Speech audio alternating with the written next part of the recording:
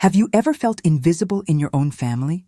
I mean truly invisible, like a ghost at the Thanksgiving table, a blur in the background of Christmas photos, a name added to an invitation list only so the neighbors won't talk. For 15 years, that was me. Living on the scraps of affection my son Michael could spare, while his wealthy wife, Catherine, treated me like something she'd scrape off the bottom of her designer shoes. But on a cold, rainy October night, on my way to a party celebrating 50 years of the town's founding family, a party where I knew my seat would be with the kitchen staff, I made a split-second decision that changed everything. I stopped to help a stranger with a broken-down car on the side of the highway. That simple act of kindness, the kind of thing we're all taught to do, would expose a rot in my family that went back half a century, and unearth secrets I thought were buried forever. This isn't just a story about getting even, though Lord knows there's plenty of that. It's about how a forgotten old woman finally remembered that respect isn't given, it's demanded. Before we go on, if this story has already touched a little piece of your heart, I'd be so grateful for your support. Down below this video, you'll see a little hand with a thumb pointing up, and right next to it, a little bell. If you could please give both of those a little click, it helps me share my stories with more dear souls like you. Now let me tell you what really happened that night. The email arrived at 6 a.m. The cold chime of a notification cut through the silence of my little kitchen. A sharp sound that made my stomach clench before I'd even read a single word. Catherine's emails always came at dawn, as if she wanted to ensure my day started sour. The subject line on my old tablet glowed in the dim light. Reminder, Vance Industries 50th Anniversary Gala. It began simply with Mary, not Dear Mary, or Hi Grandma, just my name, as if I were a task on her to-do list. The message was brief and cold. The celebration was October 15th at 7 p.m. at the Vance estate. Attendance was mandatory. The dress code was formal cocktail. I was to arrive on time and be appropriate, and I was to confirm I had received it. I stared at the words, mandatory, appropriate. Even through an email, Catherine could make me feel small. My fingers trembled a little as I set the tablet aside and looked around my small home. The floral wallpaper my late husband Frank and I had put up 40 years ago was starting to peel at the corners. The living room window looked out onto my neighbor's garden. This place was my life. To Catherine, it was an embarrassment. It had been 3 years since I was last invited to my granddaughter Lily's birthday. 3 years of watching her grow up in the perfectly staged photos Catherine posted on Facebook for her wealthy California friends. Lily at her riding lessons, Lily on a ski vacation in Aspen, never ever Lily with Grandma Mary in Providence Creek. The phone rang, startling me. Michael's name flashed on the screen. My boy, who used to run to my lap with scraped knees, calling me the best mom in the world. His voice came through the line, strained and distant. He only called me Mary Ann when he was nervous. He asked if I had gotten Catherine's email. I called it the Royal Decree and told him it had arrived at dawn. He pleaded with me not to joke, saying this was important. Catherine's father, Mr. Vance, would have major investors there from a group called Star Capital who were considering a $100 million deal. I told him that was wonderful news for him. But he needed me to understand. Cat was under enormous pressure. He asked if I could please not make her uncomfortable. Wear something. Nice, he said. Maybe that blue dress you wore at our wedding. I reminded him that the dress was 25 years old. He insisted it was fine, a classic. He begged me for his sake. The plea in his voice was a dagger in my heart. When did my strong, confident son become this pleading man? When did he start calling his father-in-law Mr. Vance with such reverence, while his own mother lived 20 minutes away, yet a world apart? I quietly told him I would be there. Then he added one last thing, asking me not to mention my pies or my stall at the county fair. If anyone asked, I should just say I was retired. After he hung up, I sat on the edge of my bed and opened the cedar wardrobe. The blue dress hung there, a ghost of happier times. I pulled it out, noting the faded fabric, how the navy had become a tired, grayish blue. But it was the best I had. In the back of the wardrobe was an old metal box with Frank's things handwritten on top. I hadn't opened it in years. Inside, beneath his wristwatch and a handful of old black and white photos, was a thick manila envelope. It held the original partnership papers he and Arthur Vance had signed back in 1965. Vance and Thompson Metalworks. Catherine had asked for those papers once, years ago, claiming she needed them for some tax record. I told her I'd lost them. Something in the eagerness of her eyes made me lie. I touched Frank's signature on the yellowed paper, remembering his strong, grease-stained hands. How he believed in honest work and treating people with dignity. "Never let them diminish you, Mary," he used to tell me, his voice a gentle thunder. "You're the bedrock this town was built on." But Frank was gone 15 years, and somewhere along the way, I had forgotten his words. I had let them diminish me. By 4 p.m. on October 15th, the Iowa sky had turned the color of polished pewter, and a fine rain began to mist the windshield of my old Ford pickup. Old Blue, as Frank called her, coughed a bit as I pulled onto the highway. The clean, pressed blue dress was in a garment bag on the passenger seat. I'd left early, giving myself an extra hour for the 40-minute drive to the Vance estate. The radio was playing Patsy Cline, and I hummed along to Crazy, trying to soothe my nerves. That's when I saw her. A few miles past the Cedar Ridge exit, a gleaming black Mercedes was stopped on the shoulder, its hazard lights blinking. White smoke billowed from under the hood. Standing beside it in the rain was a woman, her expensive pantsuit getting soaked as she stared at her phone. She was younger, perhaps in her late 30s, with the kind of elegance one is born with. I should have kept driving. But something in the woman's frustration, the way she kicked the tire, reminded me of myself the day Frank died. Stranded at the hospital, with no way home, invisible to everyone rushing past. I pulled Old Blue over behind her. She looked up, surprised, as I rolled down my window and asked if she needed help. She explained her phone was dead, and she had no idea what was wrong with the blasted car. She had a crucial meeting at 7. I told her to pop the hood so I could take a look. She stared at me, an old woman in a beat-up truck, as if I'd offered to perform surgery. She asked if I knew about cars. I told her my husband owned a garage for 30 years, and I'd picked up a thing or two. The rain grew heavier as I got Frank's old toolbox from the truck bed. It took me less than a minute to spot the problem: a burst radiator hose. I told her she wasn't going anywhere without a new one, but I could rig a temporary patch to get her to a garage. I pulled out the roll of electrical tape that Frank swore could fix anything but a broken heart. As I worked, carefully wrapping the hose, the woman watched me with a look of admiration. She introduced herself as Eleanor. I told her my name was Marianne, but she could call me Mary. She asked why I'd stopped when everyone else had just driven by. I finished taping the hose, my hands now black with grease. "Because, dear," I said, "I know what it's like to be stranded with no one to help." The repair took 15 minutes. By the time I was done, my dress was spotted with oil and my carefully set hair was a mess. Eleanor handed me a business card and told me she owed me dinner. She asked where I was headed, worried that she'd made me late.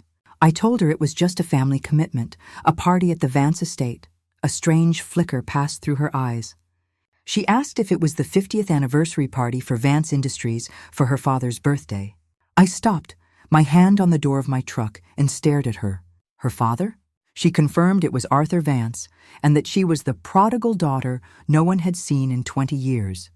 On her way to the same crucial meeting.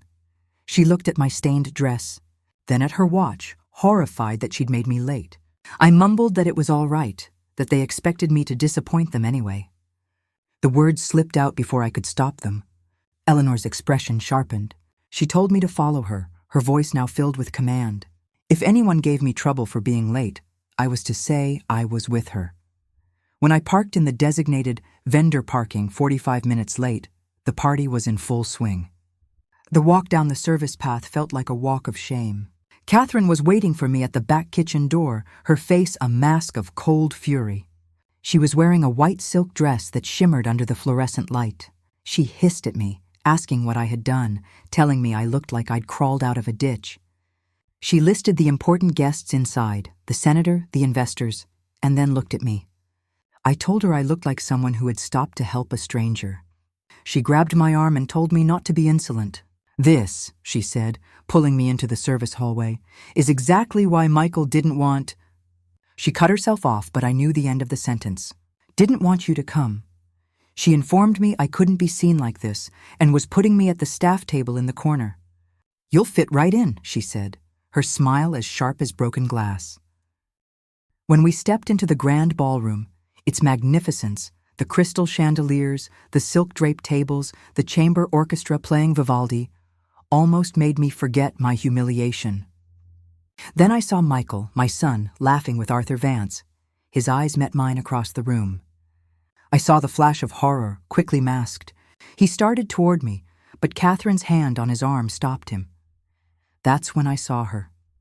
Lily, my granddaughter, beautiful in a blue velvet dress. She broke away from her nanny and ran to me, her arms outstretched.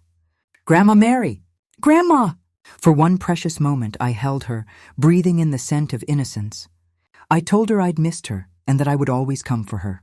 Catherine materialized beside us. "Lily, darling, let's not bother Grandma," she said. "She has her own special place to sit." She led me to a small round table in the farthest corner, partially hidden by a giant fern. 3 nannies and 2 drivers were seated there. "Enjoy the party," Catherine said. "Try not to draw attention to yourself." As she walked away, I sank into the chair, feeling the weight of all my 80 years. Through the fronds of the fern, I could see the main table where Arthur Vance presided, where Michael and Catherine played the perfect couple, where my granddaughter sat like a little princess. And I sat with the staff, invisible again. Then Arthur Vance stood up, tapping his crystal glass. The room fell silent. "Friends, family, esteemed colleagues," he began, his voice echoing through the hall. "Tonight, we celebrate 50 years of success. 50 years of a legacy I started with my own 2 hands, from nothing." I felt the stiff edge of Eleanor's business card in my pocket, and in the back of my mind, I saw an image of the old partnership papers in Frank's metal box. Vance and Thompson Metalworks, a lie, the first of many. I sat up a little straighter in my chair, invisible perhaps, but for the first time in a very long time, I was listening. I watched Michael standing beside him, my boy looking so proud, so eager to please this man who had become more of a father to him than the memory of his own. "As many of you know," Arthur continued, "we are on the verge of our most ambitious project yet, a $100 million venture that will reshape the skyline of Des Moines. And tonight, we hope to welcome our new partners from Star Capital." A murmur went through the crowd. Star Capital. Even I had heard of them. They were the kind of money that made other money nervous. "Their representative should be arriving any moment," Arthur said, checking his Rolex. "And when she does, we will show her what Vance hospitality truly means." Catherine stood up, beaming in her designer dress. "While we wait, I'd like to say something about family values. At Vance Industries, we believe in tradition, in knowing where you come from and who belongs at your table." Her eyes flickered toward my corner so quickly I might have imagined it. "We are selective about who we do business with because we are selective about who we are." The crowd applauded. I shrank further into my chair, wishing I could disappear completely. Through the fronds of the fern, I saw a familiar figure, Mr. Miller, one of Frank's old lawyers. He had aged well, still distinguished in his 70s. Our eyes met, and he started to walk toward me, but Catherine intercepted him, guiding him to the bar with practiced ease. "Your daughter-in-law is something else," the driver named Mark muttered beside me. "She's protective of her family," I said, the automatic defense tasting bitter on my tongue. "Is that what you call it?" Before I could answer, there was a commotion at the main entrance. The massive double doors swung open, and the ballroom seemed to hold its breath. Arthur straightened his tie. Catherine touched her diamonds. Michael tugged at his cuffs, a nervous habit from childhood. But no one walked in. The moment stretched, awkward and tense. Arthur's smile began to falter. It was then that I thought of Frank and the life we built before it all came apart. He'd started from nothing, just a boy from the East Side with grease under his fingernails and a dream. When he met Arthur Vance in 1965, they were equals, 2 young men with ambition. Frank had even invested in Arthur's first major project, putting up half the capital from the sale of his own father's house. "What happened to those papers, Mary?" Frank had asked me once, near the end, when the cancer had eaten away everything but his worry for my future. "The partnership documents, they're important. They're worth something. But after he died, grief had swallowed everything. Michael was in college, needing tuition. The medical bills had taken our savings. And when Catherine appeared, beautiful, sophisticated, everything I wasn't, she swept Michael into her world so fast I could barely breathe. She had rewritten Michael's history, erasing the boy who grew up in his father's garage, who knew the name of every tool before he knew the alphabet. A waiter finally approached our table, not with champagne, but with the house salad, wilted lettuce, and cheap dressing. Grandma Mary?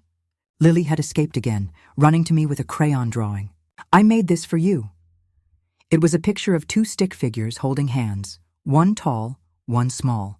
It's us, she announced proudly. Before I could thank her, Catherine appeared like a storm cloud, but her reprimand was cut short by another commotion at the entrance. This time, someone did walk in, and my heart stopped. It was Eleanor, transformed from the rain-soaked woman on the highway into something that made even Catherine look underdressed. She stood in the doorway, scanning the ballroom with those sharp eyes, searching for something. For someone. I realized with a sudden chill she was searching for me. In that moment, watching Eleanor Vance scan the ballroom, I felt like I was standing on the edge of a cliff. You know that feeling when you realize your entire life is about to change? That was me, clutching my granddaughter's drawing as my daughter-in-law's perfect world began to crack. Eleanor Vance commanded the room without saying a word. She wore a simple black suit that whispered wealth, her hair pulled back in a way that looked effortless, but probably cost a fortune. The whole of the Vance elite stopped mid-sentence to stare. Arthur practically ran across the room, his age forgotten. Catherine glided behind him, her smile so bright it could have powered the chandelier. "Miss Vance," Arthur boomed, extending a hand. "We are so honored you could make it." Eleanor's handshake was brief. "Mr. Vance, my apologies for my tardiness. I had car trouble on the highway." "Oh, how dreadful," Catherine exclaimed. "It could have been. Fortunately, a good Samaritan stopped to help." Eleanor's eyes were already moving past them, searching the crowd. Without her, I'd still be standing in the rain. "Well, thank heavens for the kindness of strangers," Arthur said. "Now let me introduce you." In a moment, Eleanor's tone was pleasant but firm. "First, I need to thank the woman who helped me. I believe she said she was coming here." Catherine's smile faltered. "Here, to our party?" "Yes, Mary something. Thompson, I think." The silence that followed was thick enough to choke on. "Mary." "Our Mary," Arthur said, as if I were a family pet. "Roberto's mother." "I didn't realize that was Michael's mother," Catherine said quickly. "She's around here somewhere." Eleanor's eyebrow arched slightly. "At her son's family's gala, and you don't know where your mother-in-law is?" I should have stayed silent, but Lily chose that moment to point directly at me and announce in her high-pitched voice, "Grandma Mary is over there with the nannies." 200 heads turned to my corner. I felt as if a spotlight had been thrown on me, exposing every stain on my dress, every gray hair that had escaped my ruined hairdo. Eleanor's expression didn't change, but something in her eyes went cold. She walked toward me, her heels clicking on the marble like a countdown. "Mrs. Thompson." Eleanor extended her hand to me, ignoring the fern I was half hidden behind. "I was hoping I'd find you." I stood, aware of how I must have looked, how I smelled faintly of engine oil. "Miss Vance, your car made it all right?" "Perfectly. 20 minutes to the exit, just like you said. The owner of the garage, a Mr. Jensen, said you've sent a lot of folks his way over the years. Said you never take a referral fee. Good people don't need fees to help each other." "No," she said, looking directly at Catherine. "They don't." Catherine stepped between us. "Mary, why don't you go freshen up?" "You look a little tired." "She looks like someone who stopped in the rain to help a stranger," Eleanor said. "Which is more than I can say for the 3 Mercedes and 2 BMWs that drove past me." "Well, Mary has always been very hands-on," Catherine said, making it sound like a disease. "She used to work in her husband's garage. Very salt of the earth, you know." "Her husband's garage?" Eleanor tilted her head. "You mean Frank Thompson from Thompson's Auto Body?" The name hung in the air. He was one of the original investors in Vance Industries, wasn't he, Arthur? Back in '65, my team pulled the records during our due diligence. Arthur's face had gone pale. That was a long time ago. Frank passed away. 15 years ago, I said softly. Cancer. I'm so sorry for your loss, Eleanor said, and somehow, the way she said it, it felt real. His initial investment would be worth a great deal today, I imagine. Frank was bought out, Arthur said quickly. Too quickly. I'm sure he was. Eleanor's smile was as sharp as a winter wind. Mrs. Thompson, would you care to join me for a drink? I'd love to hear more about your husband. Mary really should, Catherine began. I wasn't asking you. Eleanor's voice could have frozen hell. I was asking Mrs. Thompson, who, I might add, is the only person at this party who has shown me genuine kindness, without knowing who I was or what I could do for them. She offered me her arm. Shall we? I looked at Catherine's stunned face, at Michael's confusion, at Arthur's barely contained panic. Then I took Eleanor Vance's arm and let her lead me into the light. She led me to the main bar as if I were visiting royalty. The crowd parted for us. Champagne? She asked. I admitted I wouldn't know the difference between champagne and soda pop. Honesty, she said. How refreshing. She asked me to tell her about Frank. I told her he was a good, hard-working man, and that he and Arthur had been friends once, young men with big dreams. I told her Frank sold his father's house to put up half the money for Arthur's first venture. She asked if I had the documentation. I told her I had some old papers and that Catherine had asked for them once, but something felt wrong. Eleanor nodded slowly. Your instincts were right, Mary. There's something you should know about why I'm really here tonight. Before she could continue, Catherine materialized with Michael in tow. Eleanor, we should really discuss the Star Capital proposal. After all, that's why you're here. Is it? Eleanor sipped her champagne. I thought I was here for Arthur's party. Well, of course, but surely. Mrs. Vance, Eleanor's voice cut through Catherine's babbling.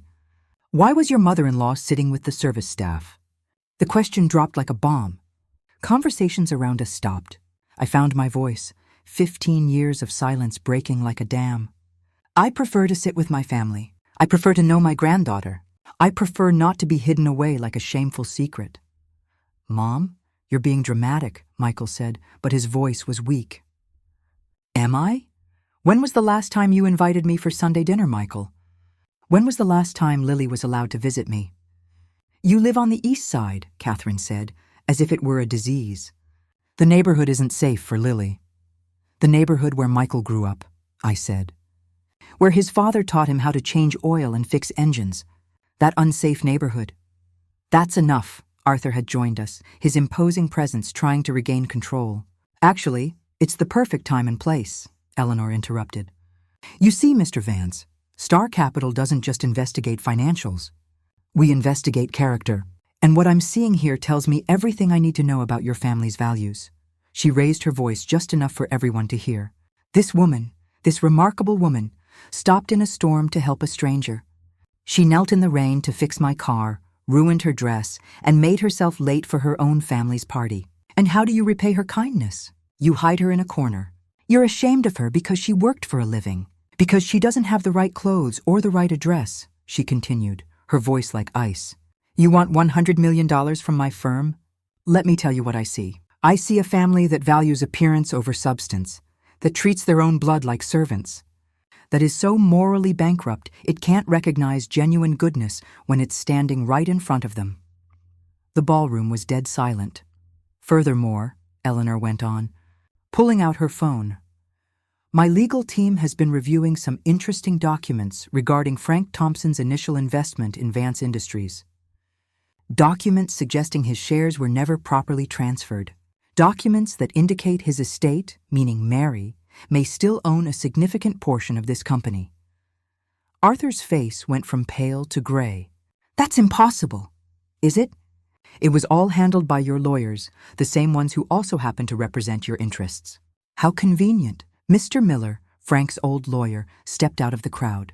I tried to contact Mrs. Thompson about this matter several times over the years. Somehow, my messages never seemed to reach her. We were protecting her, Catherine said desperately. She was grieving. Protecting her. Eleanor laughed, but there was no humor in it. You mean protecting yourselves from the possibility that a baker from the East Side might own more of Vance Industries than you do? She turned to me, her voice softening. Mary, I think it's time you knew the truth. Your husband didn't just invest in Vance Industries. According to the original partnership agreement, he owned 51%. The champagne flute slipped from my numb fingers, shattering on the marble floor, much like my entire understanding of the last 15 years. The sound of the breaking glass seemed to wake everyone from their trance. A waiter rushed to clean up, but Eleanor raised a hand, stopping him. Leave it, she said. Let everyone see what happens when you shock a woman with the truth of her stolen birthright. This is absurd, Arthur stammered, his face now purple with either rage or fear. Perhaps both. Frank Thompson was bought out in 1982. I have the paperwork. Forged paperwork, Mr. Miller interrupted, stepping fully into our circle. I've been holding the original documents for 15 years, waiting for the chance to deliver them to Mary. Every time I tried to approach her, someone from your family intervened. He drew a leather folio from his jacket. The real papers, Mrs. Thompson. Notarized, witnessed, filed with the Iowa Secretary of State. Your husband never sold his shares. He couldn't. The partnership agreement required the signatures of both spouses for any transfer over 25%. My legs gave out. Eleanor guided me to a chair, not at the staff table, but at the main table, right at the center of everything. You're lying, Catherine's voice became shrill. This is some kind of shakedown. Catherine, Michael said quietly, and something in his tone made everyone look at him. Stop. What? Just stop. My son looked older, suddenly weary. I knew something was wrong. When Arthur had me sign those papers after Frank died. Papers for Mom's pension, you called it. You said it was to help her. He looked at me, his eyes filled with a shame so deep it hurt to see. But she never saw a penny of it, did she? Michael, you don't understand. I understand that you've been lying to me for 15 years, he said, his voice cracking. That you made me complicit in robbing my own mother. Lily broke away from her nanny again, running to me. This time, no one stopped her. She climbed into my lap and I held her tight, breathing in her innocence as the world burned around us. Grandma, why is everyone upset? Sometimes, sweetheart, the truth makes people uncomfortable. Eleanor addressed the room, her voice carrying to every corner. Ladies and gentlemen, you are witnessing something remarkable. The exposure of one of Iowa's greatest corporate frauds. For decades, the Vance family has been built on stolen money. Mary Thompson isn't just Michael's embarrassing mother. She is the majority owner of Vance Industries. The room exploded. Phones came out, pictures were being taken, and whispers turned into a roar. Catherine looked like she was going to faint. Arthur grabbed a chair for support. That can't be legal, he gasped. The statute of limitations doesn't apply to ongoing fraud, Eleanor said smoothly. Every dividend you paid yourselves, every decision made without Mary's consent, every year you filed false corporate documents, it's all actionable. She turned to me. Mary, you have choices. You can press criminal charges. You can demand decades of back-due dividends, which, by my quick calculation, would be in the neighborhood of $200 million. You can take your rightful place as majority shareholder. $200 million. The number didn't even feel real. I'd been choosing between groceries and the electric bill while I was sitting on a fortune. Or, Eleanor continued, you can negotiate. But this time, from a position of power. Catherine fell to her knees beside my chair, her designer dress pooling on the floor. Mary, please. Think of Lily. Think of your son. We're family. Family? The word tasted like ash. You made me eat with the staff. You told me I embarrassed you by existing. That isn't family, Catherine. That is cruelty. I'm sorry, she sobbed, and for the first time since I'd met her, it might have been genuine. I was wrong. We'll fix this. Whatever you want. What I want. I stood up, still holding Lily, feeling taller than I had in 15 years. I want Sunday dinners with my granddaughter. I want to teach her about her grandpa Frank, the man who built something from nothing with his own 2 hands. I want my son to remember who he was before you convinced him to be ashamed of where he came from. I looked around the room, at all these people who had dismissed me, who had looked right through me. And I want an apology, a real one, not for what you did to me. I'm an old woman. I can take it, but for what you tried to do to Lily, for trying to teach her that people's worth is measured by their bank accounts instead of their character. Anything, Arthur wheezed. Anything you want, dear? No, I turned to him. Not anything I want. Everything I am owed. Mr. Miller, I want you to handle it. Full audit, full accounting. And Eleanor, I looked at the woman who had changed everything. Star Capital can have its $100 million deal. But you'll be working with me, not with them. The king had been dethroned. The staff table had become the seat of power. And somewhere, I could have sworn I heard Frank laughing. One more thing, I said, looking directly at Catherine. That old blue dress you've always mocked. Frank bought it for me with his last Christmas bonus. He said I looked like a queen in it. Turns out he was right. Lily hugged me tighter. You are a queen, Grandma. My queen. And for the first time in 15 years, I believed it. Standing there with my granddaughter in my arms, I could have destroyed them. The woman they had treated as nothing now held everything. But I looked at Michael's face, my son, lost somewhere between the boy I raised and the man Catherine created. I looked at Lily, innocent in all of this, and made my decision. Mr. Miller opened his leather folio. The room remained frozen. There's more, he said, his voice echoing in the silent hall. Frank Thompson didn't just own 51%. He also left a second will, one that Arthur Vance personally witnessed and then concealed. Arthur's face went from purple to a ghostly white. That's a lie, is it? Mr. Miller produced a yellowed document. Your signature is right here, Mr. Vance, dated December 15th, 2008, 3 months before Frank died.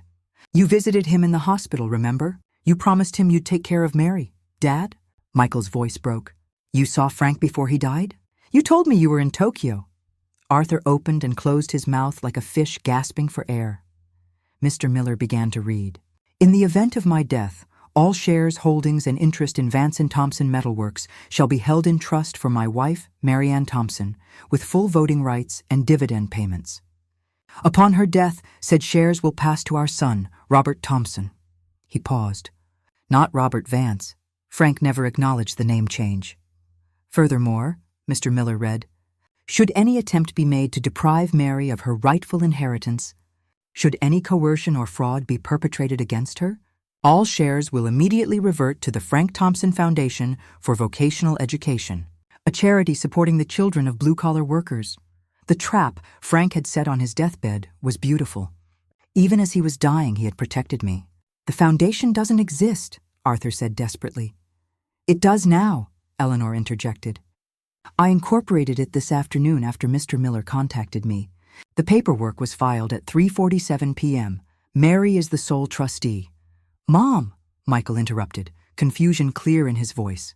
If Dad owned 51%, why were we never rich? Why did we live paycheck to paycheck? Mr. Miller answered before I could. Because in 1975, the company was just two young men with a dream. Your father's investment was $50,000 from the sale of his father's house. The company barely broke even for years. Frank never took dividends. He reinvested everything, living off his income from the auto shop. The real value came after 2009, Eleanor added. After Frank was gone, that's when Vance Industries exploded. The waterfront development, the state construction projects. The 51% that was worth maybe $200,000 when Frank died is now worth over $200 million. And you never told us. Michael's voice was empty. Mom, you've been living in poverty while you were sitting on $200 million. You planned this, Catherine turned on me. You've been planning this all along. No, I said simply. I've been selling pies and missing my granddaughter.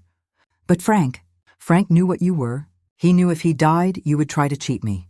So he made sure you would hang yourselves with your own greed. Mr. Miller continued. The original will also contain a personal letter. May I marry? I nodded, not trusting my voice. His voice softened as he read Frank's words. My dearest Mary, if you're hearing this, it means they finally showed their true colors. I'm sorry I couldn't be there to protect you myself. Don't let them diminish you, my love. You were always the strongest one of us all. Take what is yours, not for revenge, but for justice. And remember, you're worth more than all their money combined. All my love, Frank. I was crying now, not caring who saw. Lily patted my cheek with her little hand. Don't cry, Grandma. These are good tears, my love, I whispered. So what happens now? Arthur asked, his voice defeated. Now? I stood, still holding Lily. Now you face a choice. We can do this the hard way.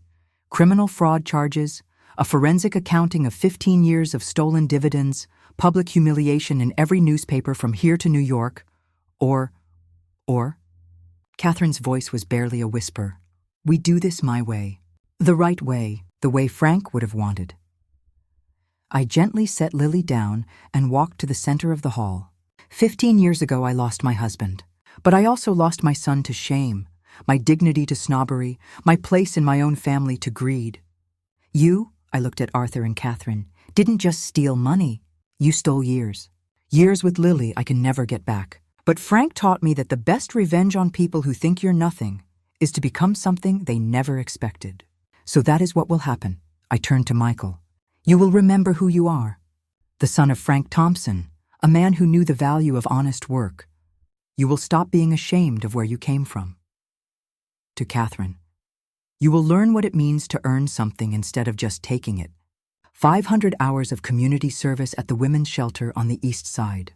Real work, not just writing checks. To Arthur, you will retire, effective immediately.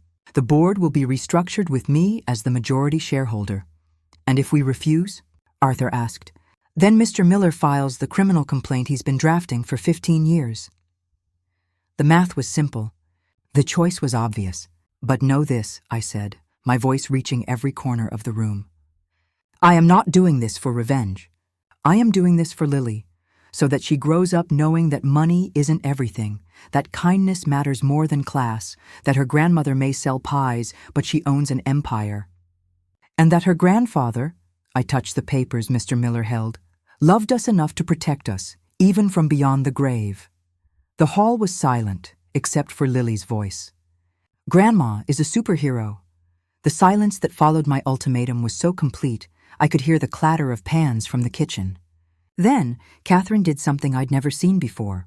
She laughed. Not her tinkling social laugh, but something raw and bitter. You think you've won? You think you can just walk in here and take everything? I'm not taking anything, Catherine. I'm taking back what was already mine. Yours? Her voice rose to a shriek. You know what was yours? A pie stand, a 2-room house, and a husband who died broke. We gave you more than you ever deserved. Catherine, stop. Michael's voice cut through her tirade. He walked to me, and for the first time in years I saw my boy. Not Arthur's protege, not Catherine's husband, but Frank's son. Mom, I'm sorry, his voice broke.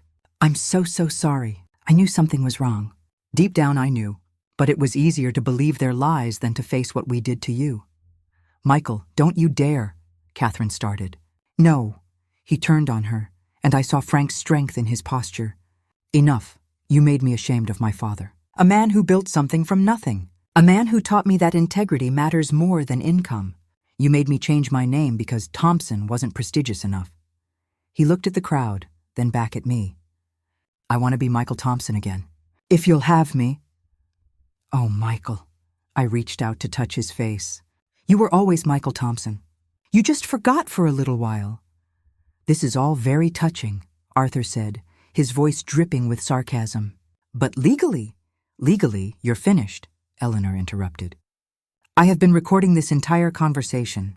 Every admission of fraud, every confession of theft. She held up her phone, showing a recording app running. This is a public gathering with over 200 witnesses. Every word is admissible. Arthur staggered into a chair, the real estate king of Iowa, reduced to a frightened old man. There's more, Mr. Miller said, pulling out yet another document. Frank left a provision specifically for Lily. Lily perked up at her name. For me? Your grandpa never met you, sweetie, I told her. But he loved you anyway. He set something special aside, just for you. Mr. Miller read, for my future grandchildren. A trust fund for their education to be administered by Mary. On one condition, they must spend one summer working a real job, retail, food service, manual labor. They must learn what their parents may forget, that every person who works for a living deserves respect. That's manipulation, Catherine spat. That's wisdom, I corrected. Frank wanted his grandchildren to understand that there is dignity in all honest work. Lily tugged on my dress. Grandma, does this mean I can work at your pie stall? Lily asked, her voice full of hope. If you want to, sweetheart. I do. Can I start tomorrow? Even Catherine's heart of stone seemed to crack at her daughter's enthusiasm. Please, Mom, Michael said quietly. Give us a chance. Let us earn your forgiveness. I looked around the room, at the society people who had ignored me, at the staff who had shown me kindness, at Eleanor who had changed everything, and at Mr. Miller who had waited 15 years to deliver justice. All right, I said. Here are my non-negotiable terms. I counted them on my fingers. First, a full forensic audit of the last 15 years, every penny accounted for. Second, the $200 million in stolen dividends goes into the Frank Thompson Foundation. Third, I take my rightful place as majority shareholder, with Eleanor Vance as my advisor. Fourth, Sunday dinners, every week, at my apartment on the east side. You will eat my shepherd's pie, and you will like it. Your apartment? Catherine looked horrified. My apartment. Where Michael grew up, where Frank lived, where real life happens, I said. Fifth, family therapy. All of us, even Lily, so she can understand what a healthy family looks like. Sixth, Catherine does her community service and learns what real struggle feels like. And seventh, Arthur retires and makes a full public statement acknowledging the fraud. And if we agree to all of that? Michael asked. Then we start over. Not as the family you tried to be, all surface and no substance, but as the family Frank would have wanted. Complicated, imperfect, but honest. I can't, Arthur said. The shame. The shame? I walked right up to him. You want to talk about shame? Try being hidden away at your own granddaughter's party. Try being told you're an embarrassment. Try watching your son pretend you don't exist. That is shame, Arthur. What you're feeling? Those are just consequences. Catherine stood up slowly. If I do this, the community service, the therapy, all of it, will you let Michael stay in the business? Michael can earn his place like everyone else, I said. But he will do it as Michael Thompson, not as your puppet. She looked at her daughter, at her husband, at the ruins of her perfect world. Then I agree. Catherine, Arthur began. It's over, Dad, she said quietly. We lost the moment we decided Mary was worthless. We just didn't know it yet. One by one, they agreed. And as they did, I felt Frank beside me, finally at peace. 3 months later, I stood in the boardroom of Vance Industries, my boardroom now, looking out over the city skyline. It was the same view Arthur had lorded over for decades, but it looked different from where I stood. I could see the east side in the distance, the neighborhoods where real people lived real lives. The quarterly reports, Mrs. Thompson. My assistant handed me a folder. Yes, I had an assistant now. Thank you, Mark. It was the same Mark who had been the driver, who had sat with me at the staff table that night. I'd hired him as my executive assistant my first week. He knew everyone's secrets, and more importantly, he knew what it felt like to be invisible. Your son is here for the meeting, he said. And Miss Vance? Michael came in first. Michael Thompson again, legally and proudly. He'd lost weight and gained a few gray hairs, but his eyes were clear in a way they hadn't been for years. Eleanor followed, elegant as always, but warmer now, a friend instead of just an advisor. Mary, the numbers from the foundation are extraordinary, she said. The endowment will send hundreds of kids to trade schools and colleges. Frank would have loved that, I said, touching the photo on my desk of Frank and me on our wedding day. How is Catherine? I asked Michael. She's trying. Yesterday at the shelter, she actually served food instead of just organizing it. She said one of the women there reminded her of how things could have been different. We were silent for a moment. She wants to know if she can come to Sunday dinner this week, he added. She was always welcome, I said. She just had to ask. A knock interrupted us. Mark poked his head in. Mrs. Thompson, Lily is here with her art project. Lily burst in like a sunbeam, carrying a poster board covered in photos and drawings. Grandma, I finished. The project was titled My Hero in glittery letters.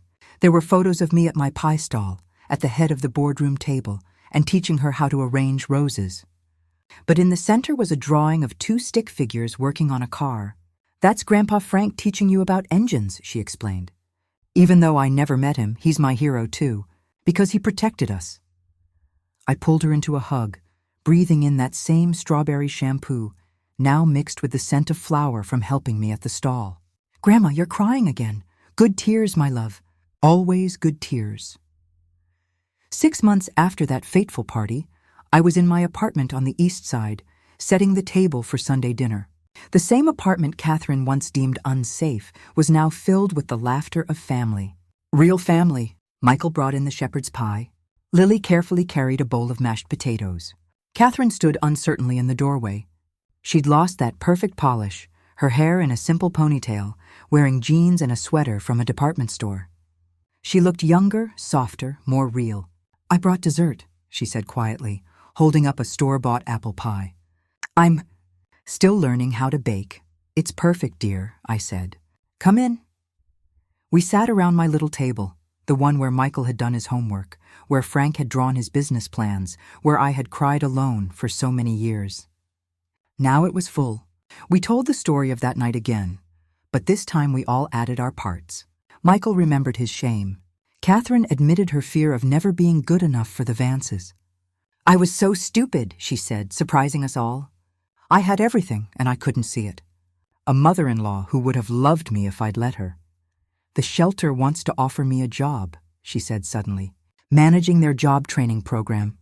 The pay is nothing, but the women there, they remind me that I could have been them." "I think it's a perfect idea," I said. My phone buzzed. A text from Eleanor in New York. The foundation just funded its 100th student. Frank would be proud. Yes, he would. Later, after everyone had gone home, I sat alone with Frank's picture. The apartment was quiet, but it was a good quiet.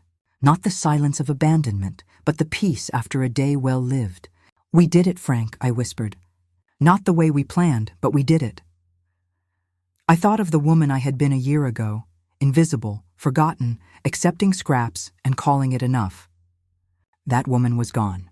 Tomorrow I'd be at my pie stall before heading to the office. I would keep a foot in each world, because they were both me, the baker and the chairwoman, the mother-in-law they had hidden and the woman who had brought them to their knees with kindness and truth.